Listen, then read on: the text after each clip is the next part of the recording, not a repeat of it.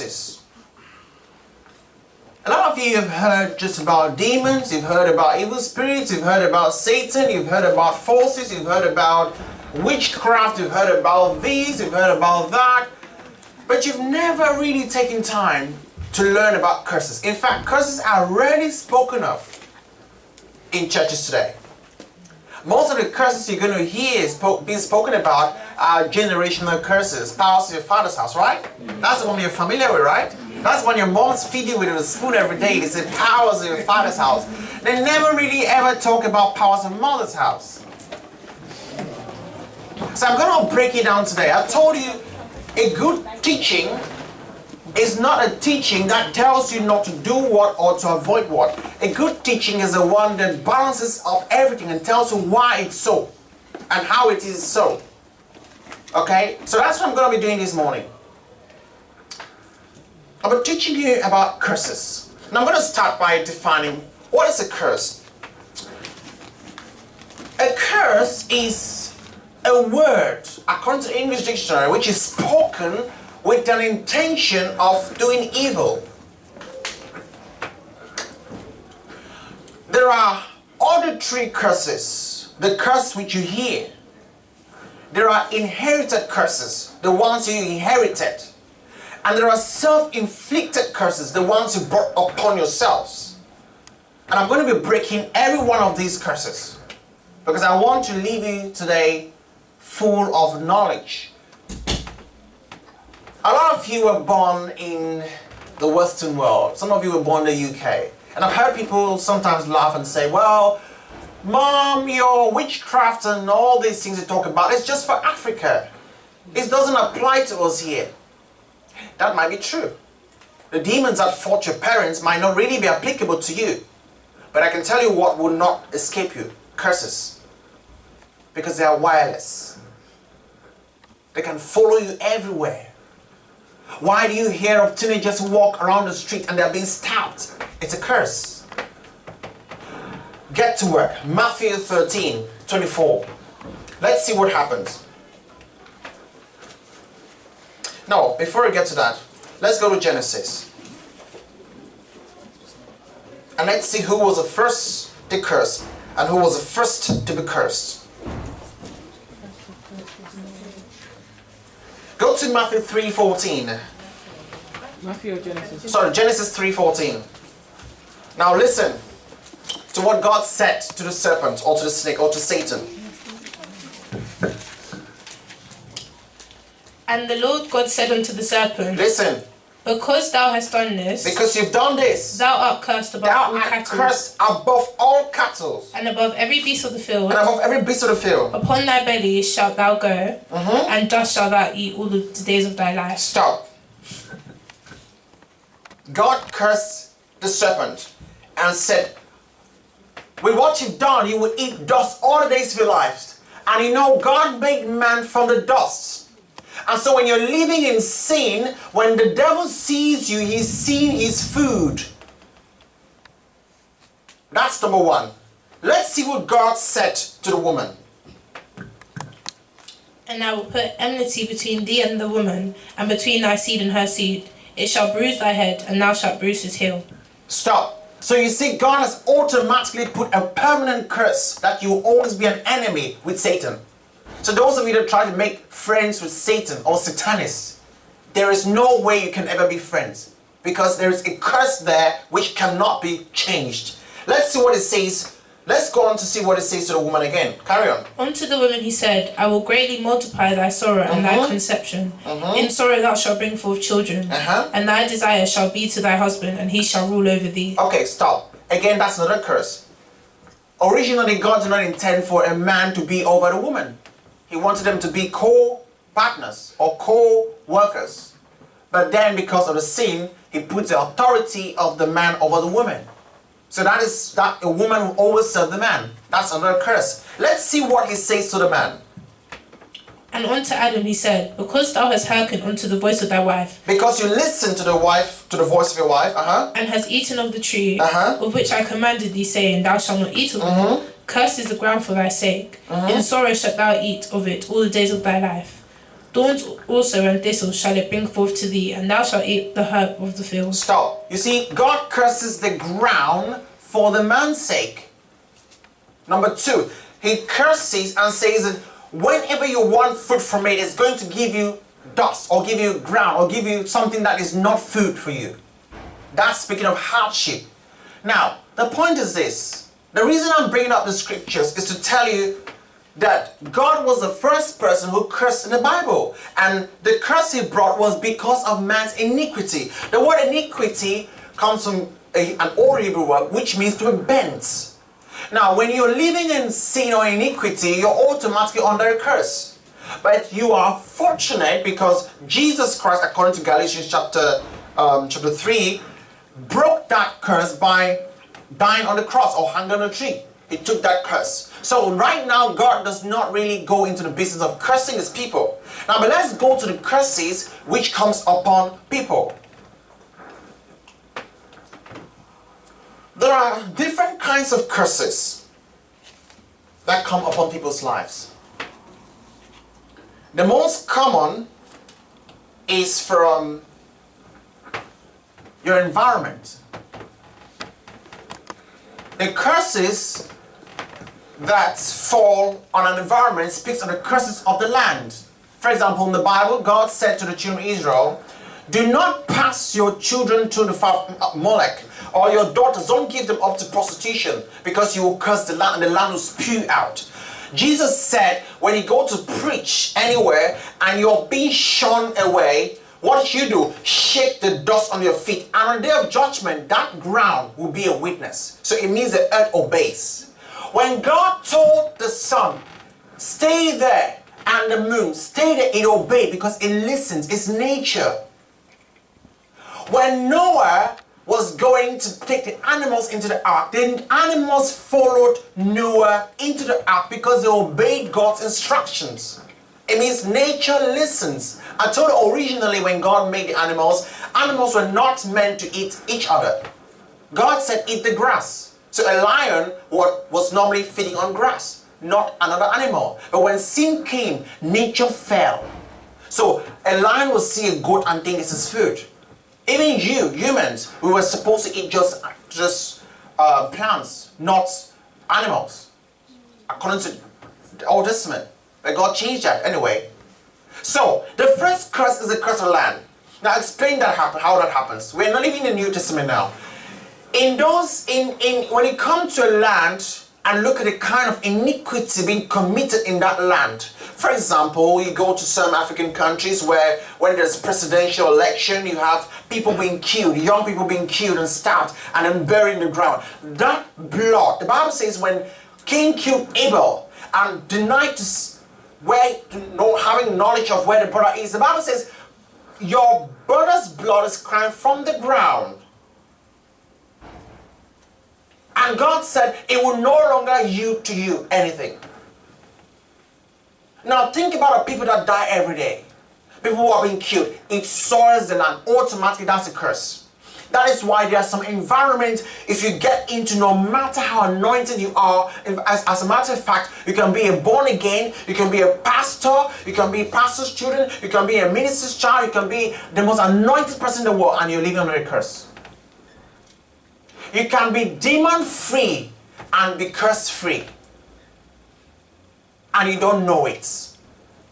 You can work in an office that is cursed and your productivity level goes down. You can even study in a cursed school. You will graduate. But to get a job, you won't have it. You can work in a cursed office, get your salary, and it goes. Open to Matthew 13:24. Let's see what it says. A very interesting parable. Matthew 13:24. Another parable put he forth unto them, saying, Listen. The kingdom of heaven is likened unto a man which sowed good seed in his field. He sowed good seed in his field. But while men slept. Underline that part of your Bible. While men slept. His enemy came and sowed tares among the wheat and went his way. His enemy came and sowed tares among the wheat and went his way. Stop there. Now, this is the most painful bit of it. An enemy comes and sows the wrong kind of plants and goes his way. How many of you agree with me that most painful problems are the problems you don't know where they come from? Yeah. How many of you agree with me? You don't mind something of yours being stolen, but it hurts more when you don't know who stole it. Yeah. How many of you agree with that? Yeah. The biggest problem with believers today in the church is this: and went his way. You don't know where the problem is coming from. That is why we have a lot of accusation. Is my auntie killing me? Is my grandmom killing me? Is my this killing me? Is your grandmom? The prophet said, there is always accusation because no one knows who did it. He went his way. Can I tell you something? Most people that cause troubles in your family have gone their way.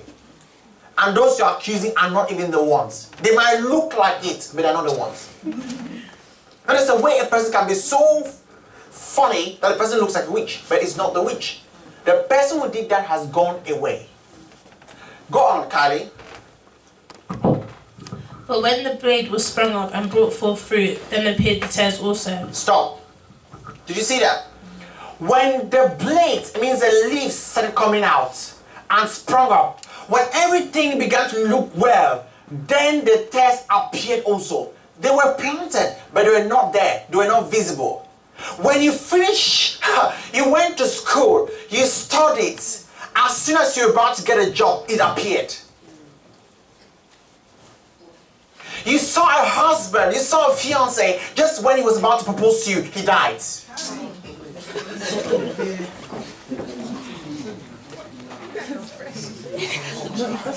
You got a big contract and you are being told that you're going to be paid millions of pounds, but just when you're about to go and sign the contract, you miss the boss. And they told you, sorry, we can't take you because there's no space anymore. It appeared also. There are problems. That's the problem with curses.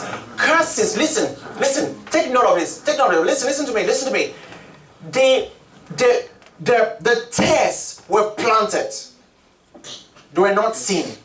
Now, the person who, listen, the Bible says, the person who planted them, planted it well, and he slept.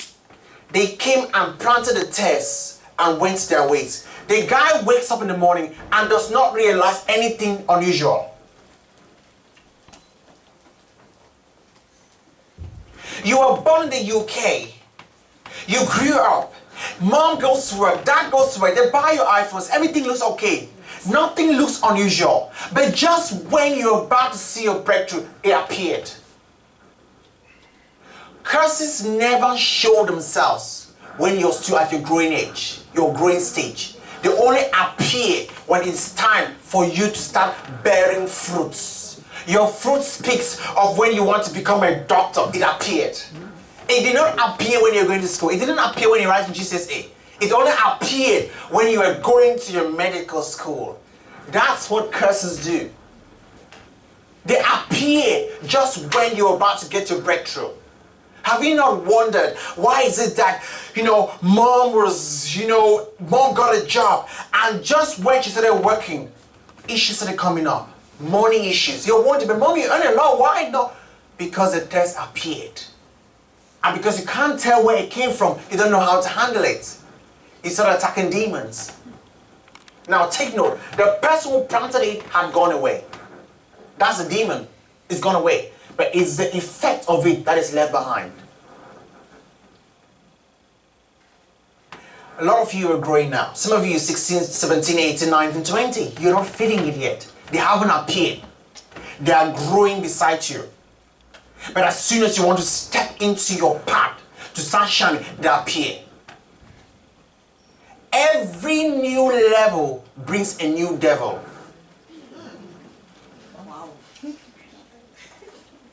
Every new level brings a new devil.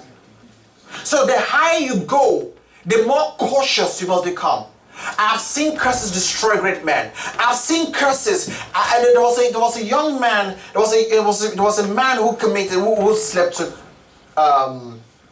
committed adultery. So, and the husband of the wife said to the man that nobody in your family would ever excel. And the man he ignored it. And what happens? He gave birth to children. Every time they grow to a certain stage, Just when they're about to, something happens, tragedy strikes. A guy, in fact, was the first black Olympian or something, so he was playing a very big successful team and something like that. And what happened? Boom, he died.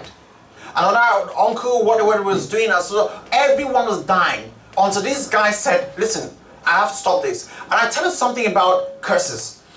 Demons work on curses because that's a legal ground. It's called an ethereal breach. Ethereal breach means a legal ground the devil has to act over your life.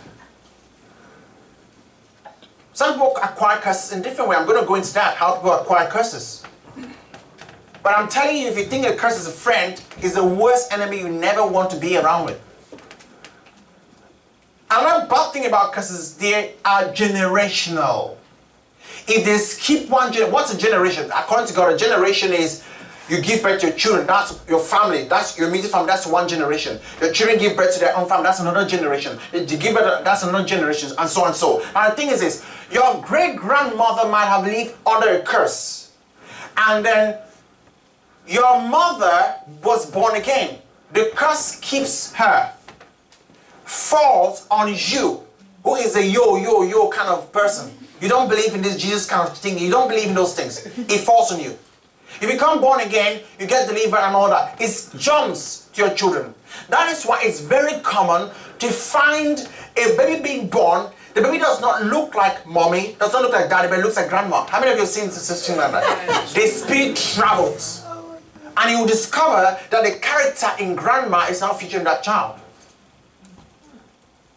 Generational. You may say, oh, uncle, it's too many years apart. That's not possible. I'll prove it to you from the Bible. How many of you remember Jezebel? She was speaking about Jezebel this morning.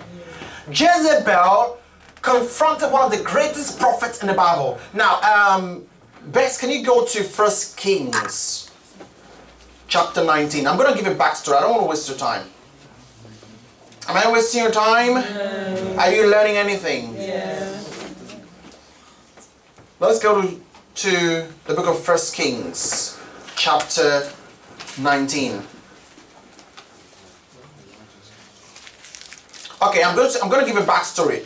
Now, Elijah is the prophet of God. Elijah comes in contact with false prophets. In fact, Jezebel had 450 prophets who worship Baal. Now, the right pronunciation is Baal. Baal means a fake god who, in fact, it's an old Hebrew name for false gods and things like that. And then Elijah says, you pray to your gods, Baal, and I'll pray to my God Almighty. Anyone who sends on fire will be the true God. So the prophets of Baal pray from morning to evening and nothing happens. And then Elijah prays and then fire comes down and consumes. So Elijah says to the king that, okay, I fulfilled my own part of promise, so I have to kill all of the prophets. So Elijah says, and all of the 450 prophets have their heads cut. Now, Miss Jezebel comes back home in the evening, and her husband, Ahab, says to her, guess what? You know, Elijah, do you know that guy called Elijah? She said, yeah, I've heard of him. What happened? He said, I'm sorry, I have bad news for you. She said, what happened? He said, well, the guy killed all of your 450 prophets. She said, what? He said, yeah, he killed all of them. She said, how did he kill them? And Ahab said, he cut all of their heads. And Jezebel said, go to Judges 19. Verse 2. Look at what Jezebel says. He says, Judges, I said 1 Kings 19 verse 2. You said Judges. Sorry, I made a mistake, sorry. 1 Kings 19 verse 2. Then Jezebel sent a messenger unto Elijah saying what? Kylie. So let the gods do to me and more also, if I make not thy life as the life of one of them by tomorrow about this time. Stop. You see, she curses Elijah that in fact, let me die if by tomorrow I don't cut off your head. Now, Elijah's wife, he runs away for his life. Goes and sits down on the mountain and says, God, I want to die. And God said, you're not going to die. He said it. He said, I want to die. God, I just want to die. And God said, you're not going to die. And he sat there depressed and fell asleep. And God sent an angel. An angel appeared and gave him food, tapped him and said, wake up and eat. Elijah woke up and ate. He slept again. The angel appeared again, tapped him and said, eat. Because you have to eat. Because you have to walk for 40 days without eating. So Elijah ate food for 1 day to carry for 40 days, 40 nights. How many of you have tried that? You eat your food today, that will carry throughout June. Elijah runs away. Now, it so happens that later on, after many years, Elijah goes up to heaven. Of course, we know the story. He's taken up to heaven. Then Elijah comes back as John the Baptist to baptize Jesus. Now, he's happy that, you didn't know that. You didn't know it was Elijah. Get to Matthew 11. I told you I'm going to suck your Bible today. Do you guys not know? You said this before. No man, listen to me, no man can ascend up to heaven without dying except Jesus. Elijah did, but that's for a holiday. He had to come back and die. Let's go to Matthew 11. You have to come back and die. Must have been to vacation. You said no man could go heaven without dying. What about Enoch? Yeah, that's what I was thinking. The Bible says that for God took him. Oh, okay. He just took him. He didn't say whether he didn't say God took him. Okay. Matthew 11. Do you guys see where this is going? Verse 11. Okay, let's see what it says. Kylie, get to work. Verily I say unto you, among them that are born of women, there hath not risen a greater than John the Baptist. Notwithstanding, he that is least in the kingdom of heaven is greater than he. And from the days of John the Baptist until now, the kingdom of heaven suffereth violence, and the violent take it by force. For all the prophets and the law prophesied until John. And if ye will receive it, this is Elias, which was for to come. Elias is Elijah. That's just a Greek way of calling me Elias. So when you say Elias, it's Elijah. All right. So you see, Jesus has just approved to you that is Elijah. Okay, let's go to Matthew 17.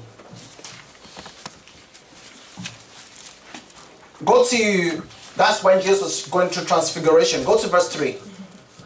And behold, there appeared unto them Moses and Elias talking with him. Talking to Jesus. Moses and Elijah talking to Jesus. Okay.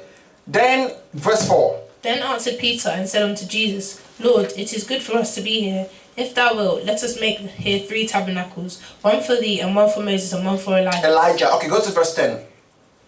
And his disciples asked him, saying, Why then say the scribes that Elias must first come? Okay, so the scribes are saying that Elijah must come again.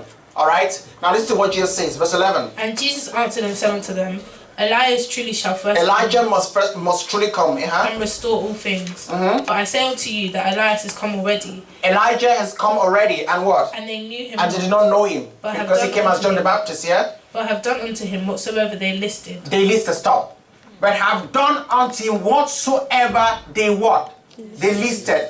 What's talking about? What Jezebel had said a long time ago. Now, let's see this.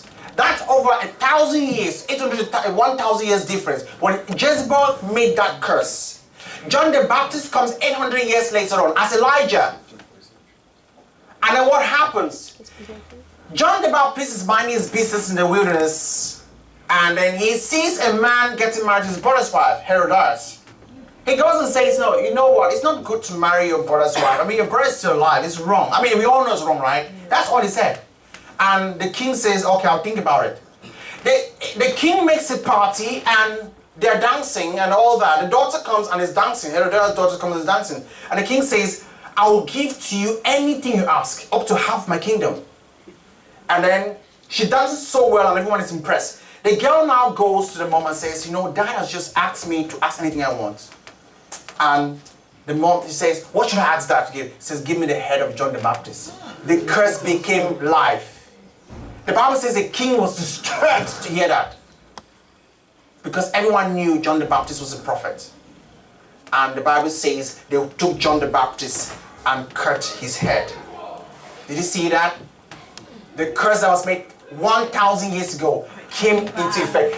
John the Baptist, a whole anointed prophet of God, who Jesus said, of all men, there has not arisen any greater than John the Baptist, but his head was cut off. A curse came into effect 800 years later on. Your mother might have grown up in Ghana or in Nigeria or wherever it is, and a great-grand witch had once cursed and said, nobody would ever graduate in family, and you're born, you're doing yeah, it's going to catch you. I can promise you that, it's going to catch you. Why do you hear of teenage suicide rates going up every day? Why do you hear of teenage people being stabbed every day? Because there's a suicidal spirit that has not been dealt with in the family that has come into effect. There is no child that just goes on the street and is being stabbed by coincidence. A spirit was sent behind. And spirits are very patient. They're very patient.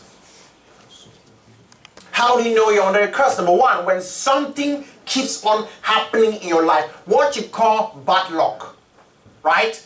That is a curse. They just don't know how to call it. What you call bad luck. You worked night shifts, bought your first iPhone, 700 pounds. As you were taking it out of the store, you opened the screen for it, got cracks. You picked it up. You're trying to adjust it. You broke the fingerprint button. You got angry. You went, took it back to Apple store. They said, well, it's going to take about 2 weeks. Come and pick it back 2 weeks later on. You picked it back. You came back. You spent 200 pounds to replace the screen. That's already 900 pounds gone. You pick it, you're going home, you sit in a tram just like me, you forget the phone there. You say, what is this? You're angry, you're going back to look for it, your earpods fall down, you get missing the grass. You're searching for it.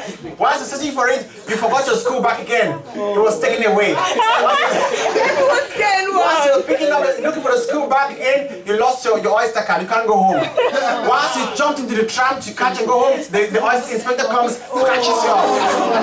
You have to pay £80 tickets. Whilst you're going to £80 ticket in court, you miss your exams. What is happening to you?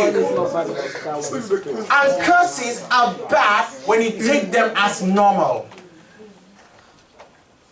That is why musicians today, you keep on hearing them dying carelessly. Because they don't realize it's a curse over their lives. Some of the celebrities, I'm not going to mention a name, are living, in fact, over 95% of celebrities are living under curses. 95%. That is why everything their money touches is a curse. In fact, let me tell you something about cursed people. Cursed people are so cursed that even when they give you something, it's cursed, and it carries the curse into you. Especially in Africa, where you have politicians bringing the money, you have people scrambling and picking. Everyone who picks a pound, a naira, and uses it carries a curse. It's final. It's a fact. No one can debate it. So I'm going to tell you how you get curses. Number one, you get curses by inheritance. I've already explained that, generational. Number two, you get curses by iniquity. I've already explained that, your sins, the things you do, the sins you commit. And one of those such iniquities is sexual immorality. Of course, you know that will not skip it. Sexual immorality. Those of you that bring niggers into your father's house to sleep.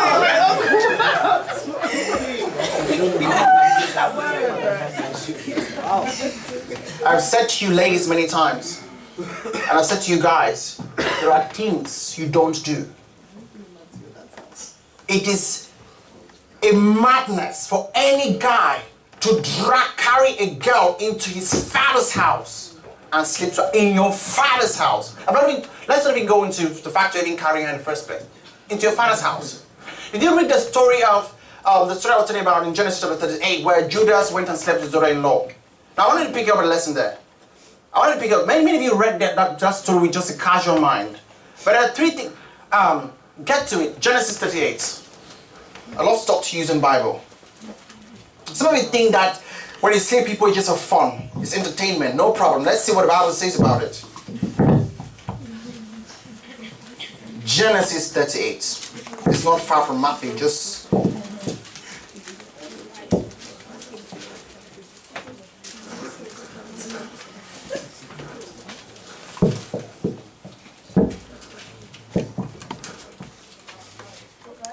Oh, no.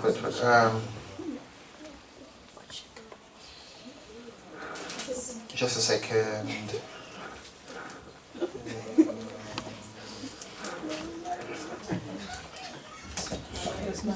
Sorry. Okay. Okay. Now, let's go to verse 16. Now, this man finds his daughter-in-law on the roadside. She's dressed as a prostitute. So he takes her in to sleep with her. But she asks a very important question. She says, what are you going to give to me? Sleeping with me. Now, the man says, I'll give you a goat. You know those stingy men? He wants to pay her with a goat, a kid. And then guess what she says? Kylie, get to work. What does she ask for? And he turned unto her by the way and said, Go to, I pray thee, let me come in unto thee, for he knew not that she was his daughter-in-law. And she said, What wilt thou give me, that thou mayest come in unto me? And he said, I will send thee a kid from the flock. And she said, Wilt thou give me a pledge till thou send it? And he said, What pledge shall I give thee? And she said, Thy signet and thy bracelet. Okay, stop. Now, take note of the things she's saying. Thy signets. And what else? And thy bracelet. And what else? And thy staff that is in thine hand. Stop. Thy signet. Signet is like a ring. That's your royalty. Every time you carry a girl or carry a boy and sleep with them, you have lost your signet, your ring, your honor, your strength, your rulership. Next, your bracelet speaks of your beauty, your glowing nature. A virgin and a non-virgin are not the same. They are not the same. They are not the same. There is this natural God-given glow that glows on the face of every virgin. They are not the same. Forget about it. Forget about what people tell you. You might dress like you put on makeup, you are not the same. You are not the same.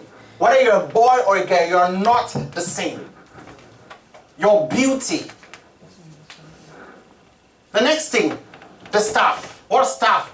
Leadership, rulership, dignity. There are people that will never be great again. Forget about what Donald Trump says. Make America great again. If you lost it, you've lost it. You will never be great again. Are you a virgin? Stay that way. Are you not? Stay that way.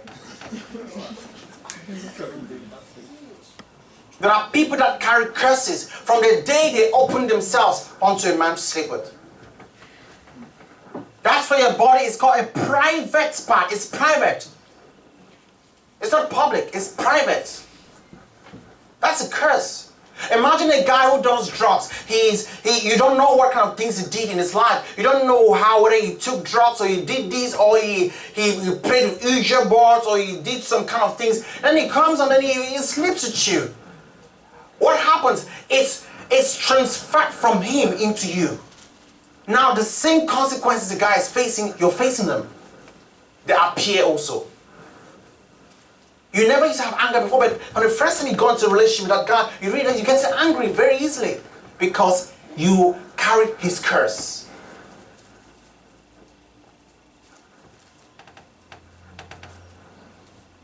Be very careful. Be very, very careful. The next thing is you get curses from musics. I told you many times, I know you hate hearing this. Your rap songs, rock, whatever it's called, and sometimes the musicians try to confuse you by singing songs that sound like gospel music. And instead of putting the right lyrics, they should sing the music in the right way. I don't care if you're singing, you're joking, you're playing, or whatever, they sing it. If Storm Z says, I'm blinded by your grace, I don't believe it. He's blinded by any grace because it does not reflect in his life. A good tree. Open to Matthew 7 verse 15. Let's see what it says. Matthew 7 verse 15. Beware of false prophets which come to you in sheep's clothing, but inwardly are ravening wolves. You should know them by their fruits. Do men gather grapes of thorns or figs of thistles? Even so, a good tree bringeth forth good fruit. Are you there? Go ahead, Kylie. Should I start from the beginning again? From 15? Carry on from where I stopped. Even so, every good tree bringeth forth good fruit, But a corrupt tree does what? bringeth forth evil fruit. A good tree does what? Cannot bring forth evil fruit. Neither can what? A corrupt tree bring forth good fruit. Every tree that does not do what? Bringeth not forth good fruit. Shall be what? Hewn down. And what? Cast into the fire. Wherefore, By their you fruits shall what? know them. Exactly. If Tom Z sings blinded by your grace, we need to see an evidence in your life. You can't sing one song of blinded by your grace and then the next thing you're singing another song with swear words inside. I don't care how nice the song sounds. I don't care about it. Jesus sang the song and said something like, where there's something about where there's no Jesus, what is it? He basically blasphemes. I've seen a lot of musicians who blaspheme about Jesus. You find Kanye West is blaspheming, and then tomorrow you tell me you have a church. There's nothing. We have lots of musicians like that. You know he copyrighted songs.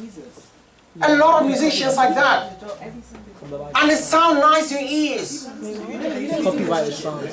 They produce a nice song, a song which sounds spiritual. It sounds like it's a good song. They sang, and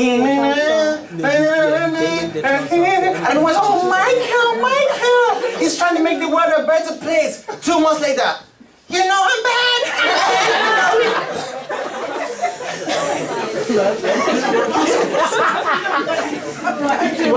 They sing Michael who just sang Heal the World. He's now singing, you know I'm bad. Yeah, we know you're bad. We know. And you're singing it. You're bringing a curse upon yourself. That is why they end up dying very funnily. They don't die well. They don't die. I've already seen the musician. Think about them. Tupac. How is it done? They never die natural death, where they grow old and then die in peace. You already see it. It's rare. It's very rare. Suicide, drugs, they die. Whitney Houston started in the church. She sang so well. Before she knew it, she was singing, la, la, la, la. I always love you, and you guys are singing as well.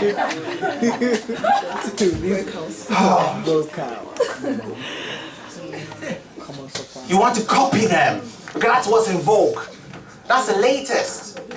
Carrying curse upon yourself.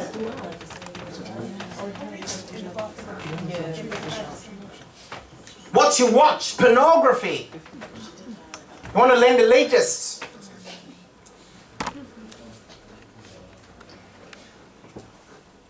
Most people that act pornography are people that are subject to heavy demonic influences.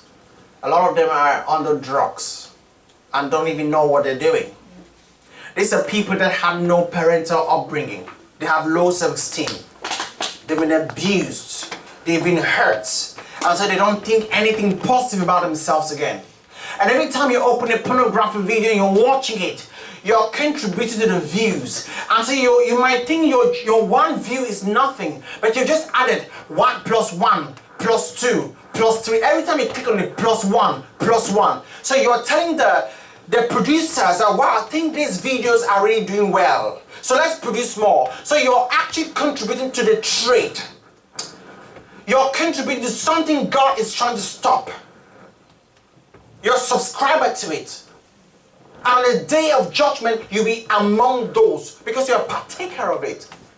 You're watching, you're a partaker of it. You're contributing to it. That is why it can move your emotions, because you're a part of it. You're watching it. You're a part of it. You're contributing to it. Those who watch it and those who don't watch it are different. Their way of reasoning. Let me share an experiment. Try it. Every guy, let me give you a challenge. Don't admire any lady. Don't watch pornography. Don't touch yourself. Don't arouse yourself. And watch that week entirely. You'll be extremely productive. Go and try it. I'm giving an open challenge. Go and try it. No. I'm being frank. I'm being frank with you. Do your points of your exams. Don't watch pornography. Don't arouse yourself. Don't look at anybody naked. Don't do anything funny. Don't do anything fishy. Just go. You'll discover even your talking style is different. Your productivity level is very sharp. your retainment is very high. Because when you are sending out the seed of copulation, you are wasting. A wizard once said to me, he said, your seed of copulation, the spiritual value we can power up the entire New York City for I think he said 11 seconds.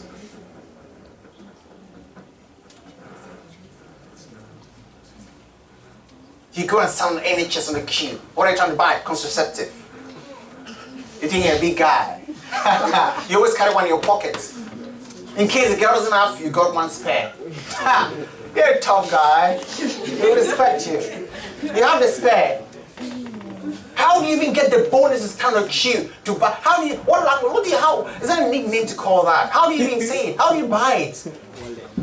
You see how you're defiling your money, using the money God gave you to buy a curse.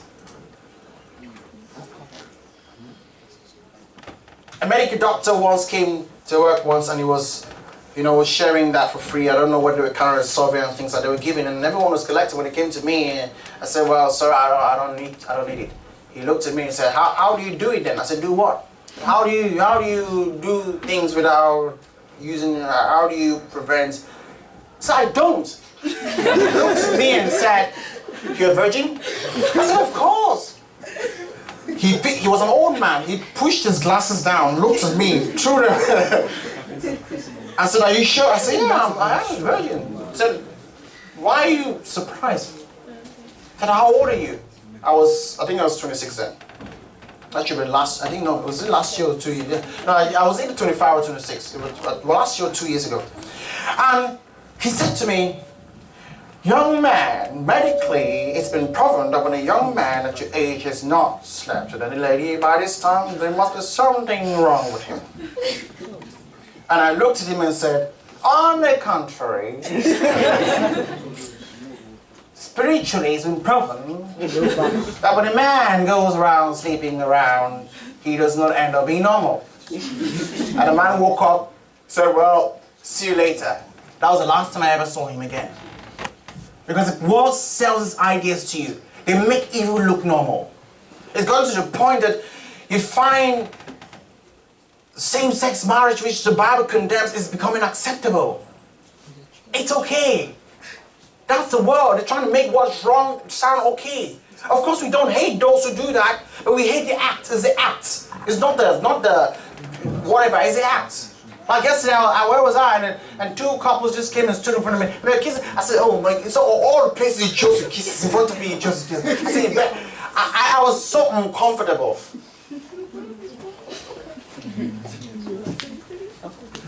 Be very careful. It can take you 30 years to build your life and take one day to destroy it.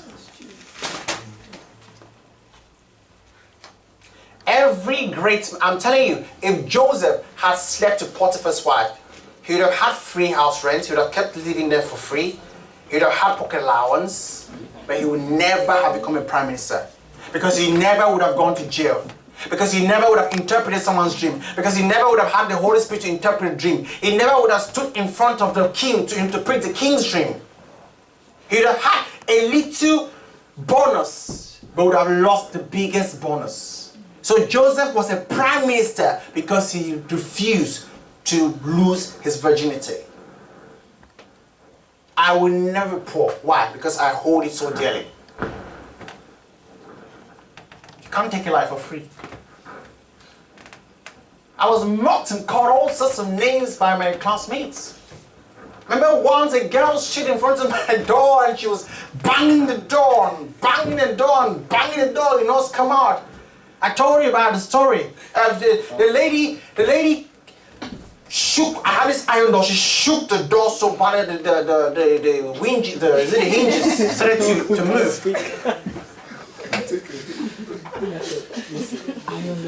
I know what? The devil would always pick a girl you classify as extremely pretty. He won't pick an Ozuo, the one you think is he'll pick someone you classify as. That's what the devil does to you. He picks a guy, the guy with muscles. the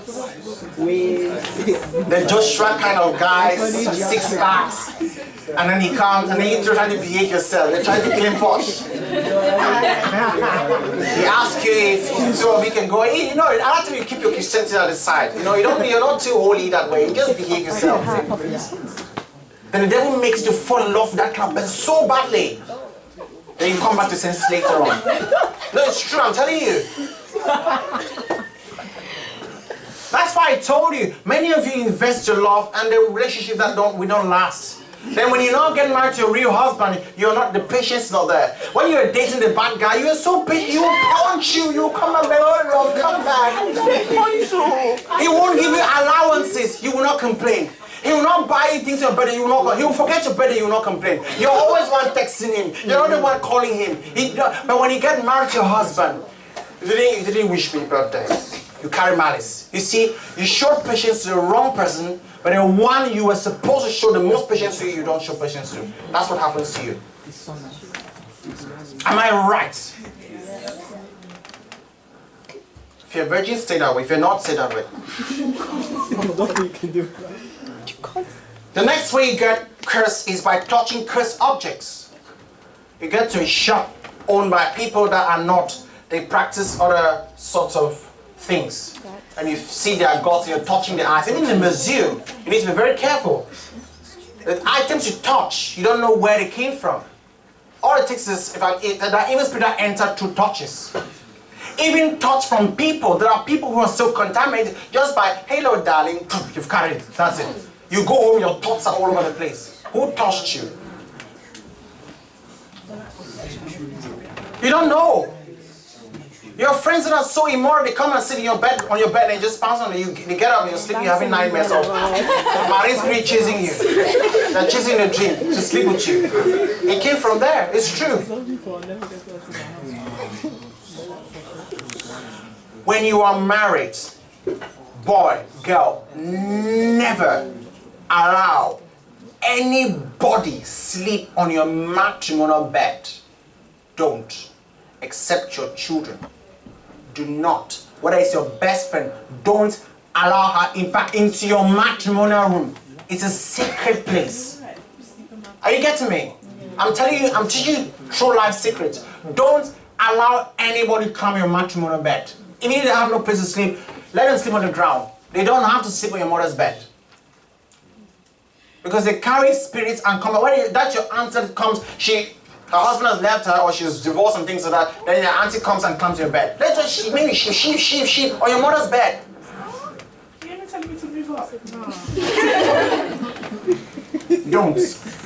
And even if they do sleep, sanctify the bed. When you go to a hotel, even if it's a school trip, don't just jump on the bed like, oh, it looks comfy, it looks comfy. You don't know who slept on it.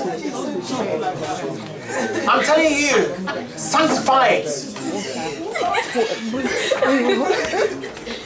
There are some of you who touch Ouija boards.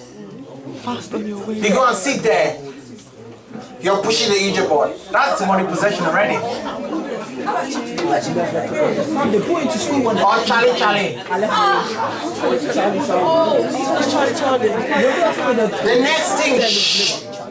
The next thing is living in a cursed house. Before you rent an apartment, do a little bit of history research on who or how or when the house was built. There's a person who's living in a house that has killed people and murdered others.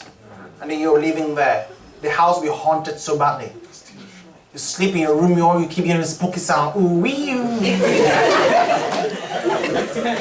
Spooky sounds. You shut the door, the next thing the doors are opening. Spooky sounds.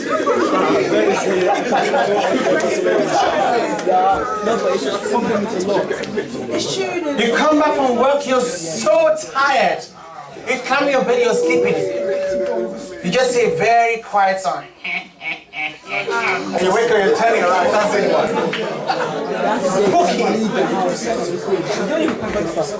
And you're calling your auntie, you're calling your grandmother.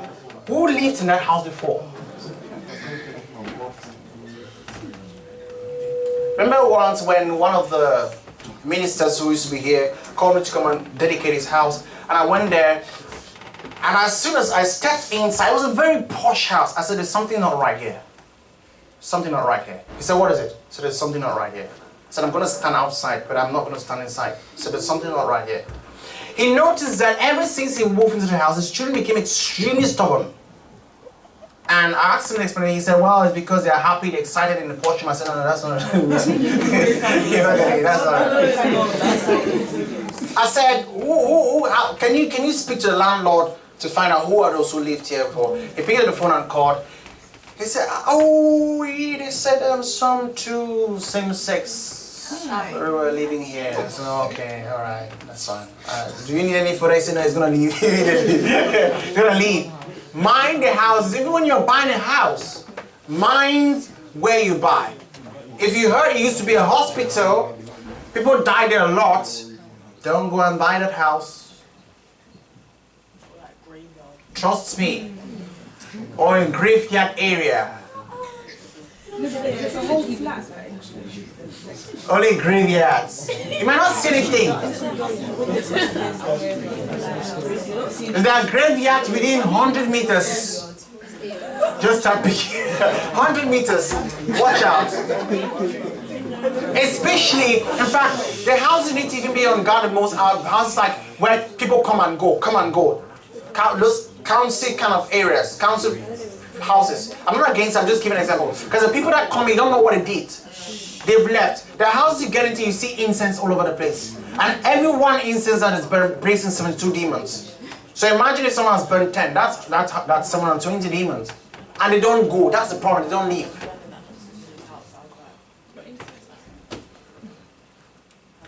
The next thing is marrying a cursed person. That's worse. You've worked so hard as a young girl, gone to school, graduated, then you got married, you fell in love with what the Bible calls the chief of fools. You got married to a cursed person. It destroys everything you ever worked for.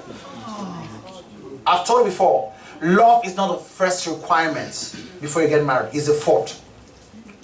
Before you marry someone, you do a background research on the family. Find out the average lifespan they live in that family. If it's 30, you're laughing, I'm serious. 30, 20, 30, 20, be on your guard. Forget about love. Just keep it aside. Find out how many of them are married. Do those little bit of background. Find out if there's depression in the family line. Then you start knowing what kind of thing you're getting into. I'm being frank with you. Don't just jump into a relationship because anyone who comes into your life has access to your life to either build it or destroy it. Find out how many people he has slept with. I know you say, oh, uncle, that's the worst. How many people she slept with. Find out if she's ever aborted or not. Find out if he has ever asked a girl to abort or not. I told you, I know some of you edit your life. You edit it. You meet a new guy, you edit. The guy asks you a question, how many guys have you dated? No, I've not dated. I've just been, I've been single. I've not really, even a kiss, I've never kissed. It's just a peck. It wasn't a serious peck, it was just on the hand. You're editing your life.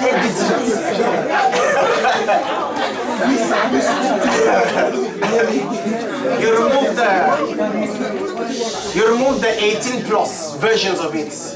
You leave the holy parts. No, I didn't kiss you. It was just a peck. It was just my dress, actually. It wasn't my hand. It was just a dress. Meanwhile, you're the rock of ages. You know the experiences. Find out who you're getting married or who you're dating. Don't just allow someone to put a finger. That's what the questions are. Will you marry me? You have a right to say no. Or you have a right to say no. I think it's true. No. Listen, don't let anybody rush you to say yes. Are you getting me? Don't see. Let me tell you something. There are things you don't let people put you under pressure. Number one, people should not choose what you study. I'm telling you, people should not choose your career in life. They should not choose it for you. Because at the end of the day, you are doing what you're most comfortable with. Number two, who you should marry. Number three. Number three, when to say yes. You have every right to tell a guy no. And he should not be angry. I'm being frank with you. Don't let a guy, in fact, stop letting these teenage hustlers suck a living wage out of you. A guy is telling you a story, let me do what I want to do because, I'm going to marry you. Just give your life to him. Be very careful. A guy kneels down and says, will you marry me? He has anger problem, he has depression problem. Don't say, I do. You have, even if it's on the road, if you say, oh, you embarrass me, please don't. Get up and say no. Sorry, no, not now. Wake up. I'm being frank. You're not. No, wait. Listen. If you're going to be a prosperous girl, you must learn to stand your ground sometimes. Are you getting me? You must learn to say no sometimes. Even if a guy is running after you every time, trying to ask you out, if you're not comfortable, you say no, I'm not comfortable. Stop pretending. I'm going to hurt his feelings. Saying no is not a sin. You have every legal right to say no. If you're not comfortable, you say you're not comfortable with it. If you know his family is the kind of family that is a bit fishy, you have the right to say no. Are you getting me? Don't let people take your emotions and play over it and use it against you. You have the right to say no. If a guy says, will you marry me? You have the right to say no. This world would have been a better place if more women said no.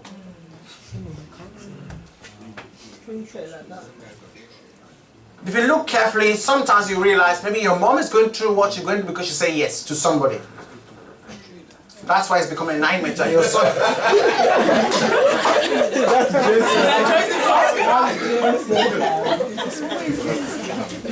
That laughter was so powerful. No, but I'm right. I'm serious. Many people are married to those who are not supposed to marry.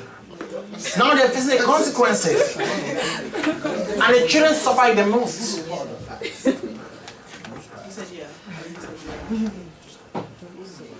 Looking at him this morning coming to church, he said to me that I'm the luckiest child in the world.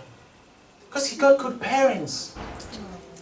How can a child turn and just say to me like all of a sudden without me now, I'm the luckiest child in the world. But imagine you born in a home where dad is fighting, mom is fighting their home. It affects you even though you're not part of it, but it's this way it affects you. And that's a curse already. The next is cursing and being cursed. Who stole my iPhone? Okay, anyone who stole my iPhone, may you never see good in your life. You see that? You've cursed the person. Now, guess what? It's going to work. Trust me. But the problem is that you take 45% of the profit. You take 45% of the curse. And then you will take 100% of the curse on the day you went to class and saw a pencil and stole it from your pocket. You carry the curse as well. You can curse, but when you do the same thing, it will come upon you. Mind what you say. Those of you that angry, say words. Ho, you can't go ho, no problem. Give birth to your kids. Look at the way they are walking. Wow. That was really shit. When you insult people, you should know you're still on the way. When you are alone, listen, when you're alone, mind your thoughts. When you're with your friends, mind your words. When in the company of great men, mind your behavior. When you are angry, mind your temper. When God promotes you, mind your ego.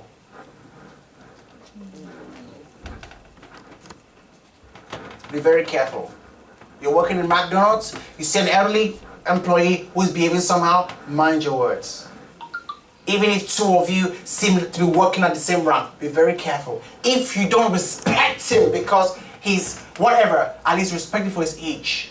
Because you're also going up the ladder. Many people are in Sainsbury, you find them sweeping, they're cleaners. They're not there because they wanted to be there.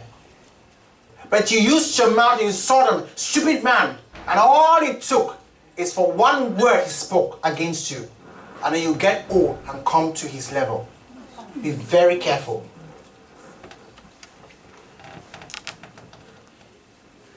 You might feel you're great now because you're advantaged. But I'm telling you, walk around the society. Go into restaurants. You'll notice many of the black societies, blacks are there. Because they don't realize that the future is waiting for them. The tests appear. Be very careful with your mouth. Be very, very careful. Don't pick a curse that was not for you. When my eldest, the eldest was in I think it was high school, there was this elderly man who used to clean. Very old man, he was about 80. He would come and clean, and then this girl stood with my elder sister once and began to laugh. I said, look at his shoe. She laughed and laughed to this man so badly. My sister stopped and said, stop doing that, stop laughing. She kept laughing. And all this man said was that you will never have a shoe that is better than mine. I'm telling you the truth.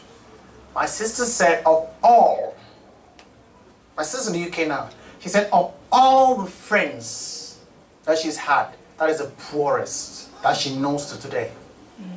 The problem is, the man has said what he said, and he's probably dead. Nobody will remove that curse. I'm being frank with you, nobody will remove it. The worst is when I'm not even going to the level of man of God curses. I'm not even talking about, because when a man of God curses, that one is God himself getting involved in it. I told you before, I will never curse someone again in my life. I cursed one lady and I saw the effect on her. I was not confessing any sin. I was confessing that, Father, I never knew you could destroy someone like that. Words are so powerful. I remember last time I was going to that was about 2-3 years ago, and I was about to touch the gate to open, and I said, this thing, it's been working like this for many years. It doesn't ever get bad. Boom, it got bad on the spot. And Alexa's mom said to me that, when would you mind your words? I said, I was just joking. I'm telling you, I was just joking. It happens to me every time. Sometimes I would just pick up something and say, this, okay, like for example, let me give you an example. 2 weeks ago, I was passing by a shop. I said, my phone, I don't actually just like my phone. I think I should have gotten this phone.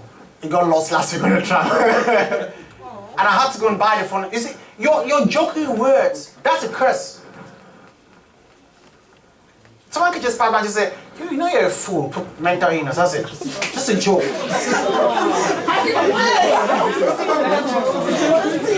That is why I don't get angry.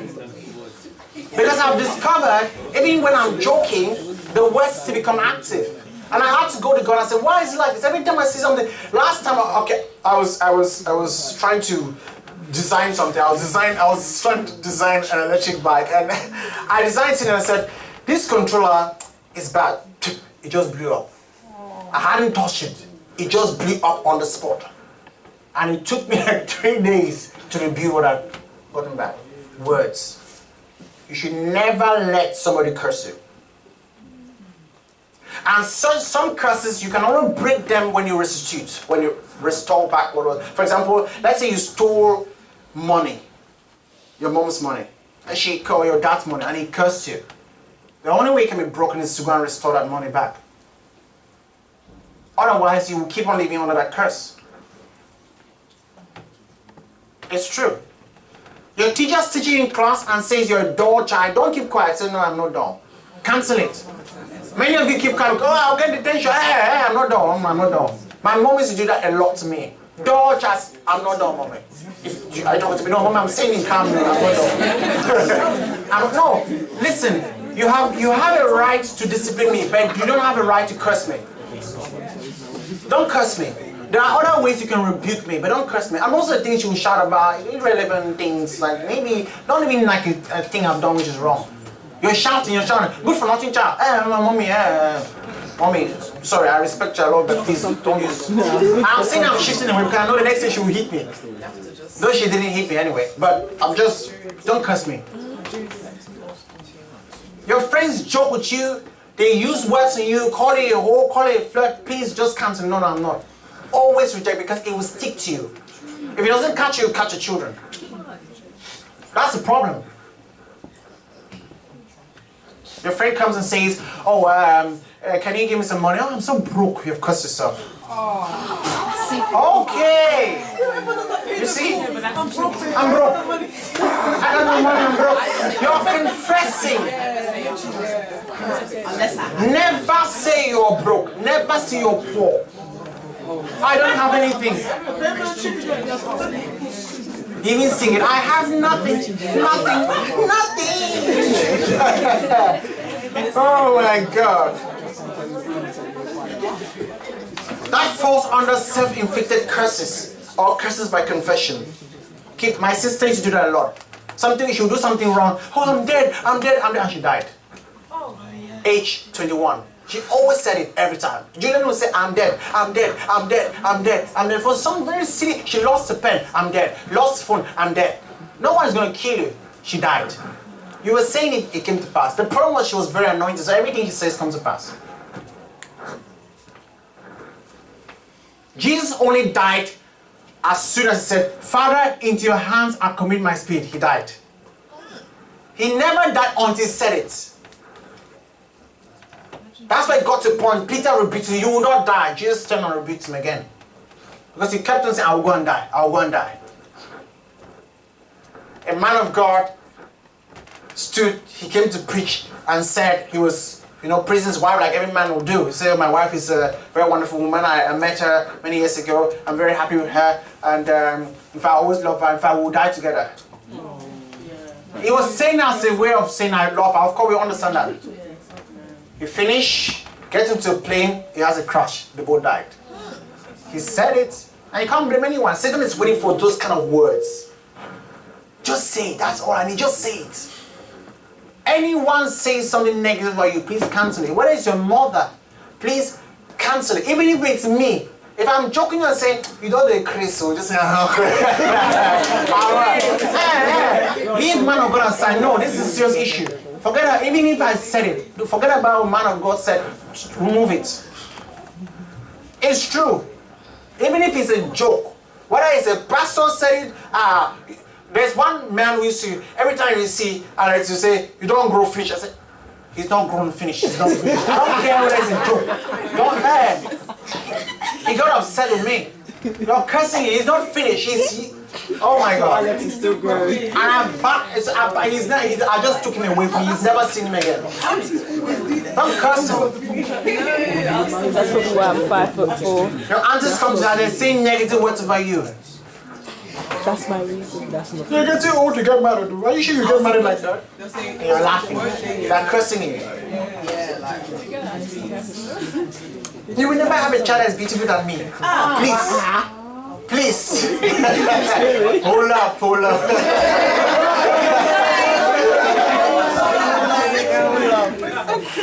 The next one we have curses from witchcraft or spells. That one is quite normal. That's the one you're used to. Curses of witchcraft or spells. Where grandmothers pick up your picture, especially those who like to advertise themselves, go on Instagram. All it takes is just to download your picture, take it to the cover, begin to speak words over it. May you not grow. May you not see good. May you not do this. May you not do that. And you're staying in the UK and it's affecting you. You will be surprised to see that Donald Trump, when he became president, witches had a conference and it was actually on the news. They were cursing him and binding him. That is why he's such a sensible man to get more pastors behind his back. That's something I respect him for. You might not like him, but one thing I respect him is every great person has prophets behind them. Every great person. Check the Bible. King David, whoever it is, even King Saul. Every great man, if you want to be king, you must have a backup. Pastors or ministers, you should have someone you can call for in times of trouble. That's why they can't touch him. Even though they hate him.